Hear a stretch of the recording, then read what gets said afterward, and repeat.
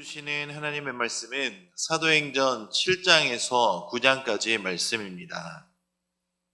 앞선 6장 8절에서 15절에서 임명받은 7집사 가운데 한 명인 스데반 집사는 역동적인 사역과 유대 회당에서 변론을 하여 체포된 이야기에 이어지는 8장 1절에서 53절까지는 예수님의 복음의 정통성과 유대인의 오류를 역사적인 사실을 가지고 논쟁하는 스데반 집사의 최후 진술과 선포로 이루어져 있으며, 최후 진술을 마친 최초의 순교자인 스데반 집사의 순교가 나타나고 있습니다.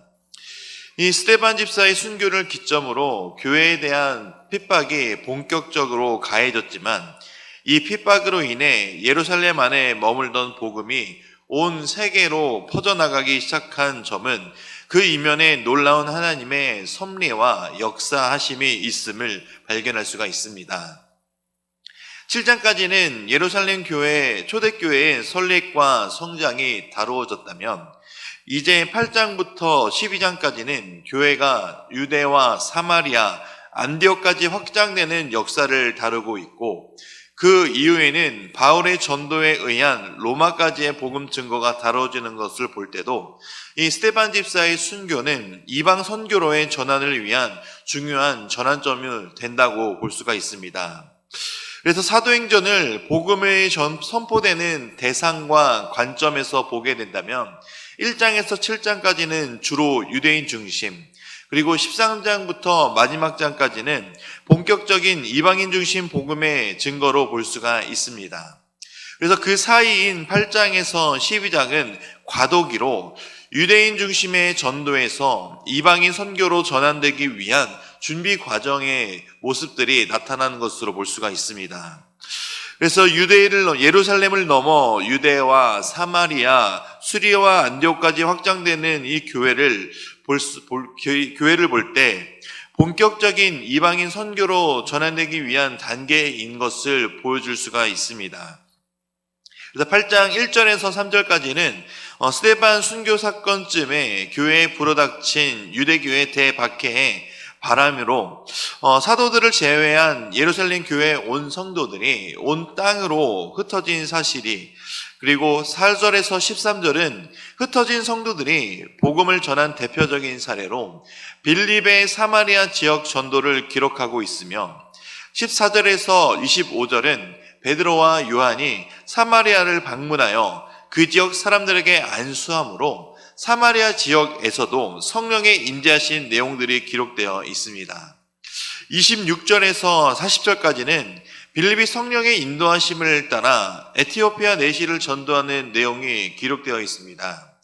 빌립은 이 내시에게 복음을 전하고 세례를 주므로 복음이 이방 땅에까지 전파될 수 있는 토대를 마련한 것이며, 이후 빌립은 북쪽의 아수도에서 가이사랴에 이르기까지 서부 해안 지역을 중심으로 전도 사역을 계속하게 됩니다. 9장입니다.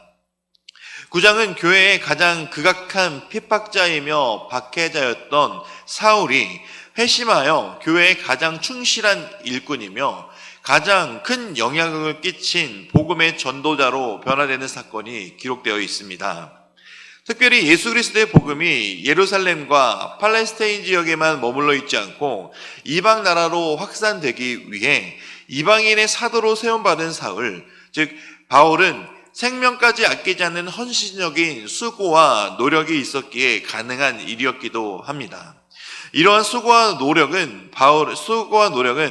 바울을 만나 철저한 회개를 통한 주님의 사랑을 알 수 있었기에 가능한 일이었습니다.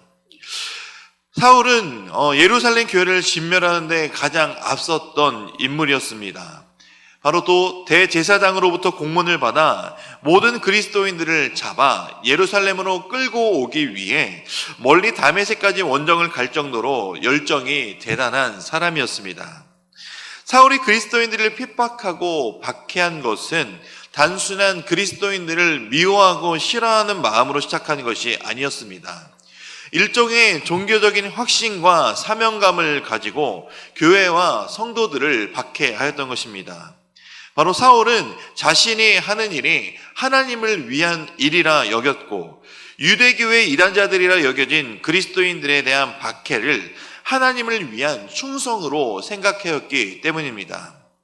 그러나 이런 사울이 다메섹에서 부활하신 주님을 만나게 된 사건은 단순히 사울이 보지 못하는 상태에서 식음을 전폐한 것은 사울이 얼마나 큰 충격을 받았는지를 잘 보여주는 장면입니다.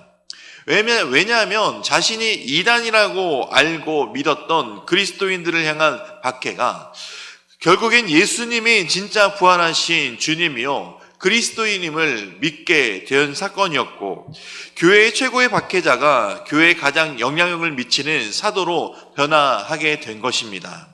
그러므로 이 예수님을 만나게 된 이유로 온 일생을 주님을 위해 헌신하며 이방인의 사도로 사명을 다하게 되는 이 장면을 통해서 죄인 중에 괴수까지도 구원하시는 놀라운 긍휼과 은총을 잘 보여주시는 하나님의 사랑의 사건이기도 합니다. 사울을 변화시킨 주님의 사랑은 우리도 능히 변화시켜 주심을 우리는 늘 기억하고 믿으며 살아가야 합니다. 나를 살리신 주님의 은총과 사랑이 지금도 우리에게 있으며 앞으로도 우리와 함께 있을 것이기 때문입니다. 교회의 큰 박해자인 사울이 변화받아 주님을 위해 살아간 것처럼 우리 역시 우리를 변화시킨 주님의 사랑을 늘 기억하며 우리를 살리신 주님의 복음을 위해 오늘 하루도 열심을 다해 충성을 다해 살아가는 삶이 되시기를 주님의 이름으로 축원드립니다. 이제 말씀을 듣겠습니다. 사도행전 7장에서 9장의 말씀을 경청하실 때 우리에게 주시는 하나님의 음성을 들으시기 바랍니다. 주의 말씀은 내 발의 등이요 내 길의 빛이니이다. 아멘.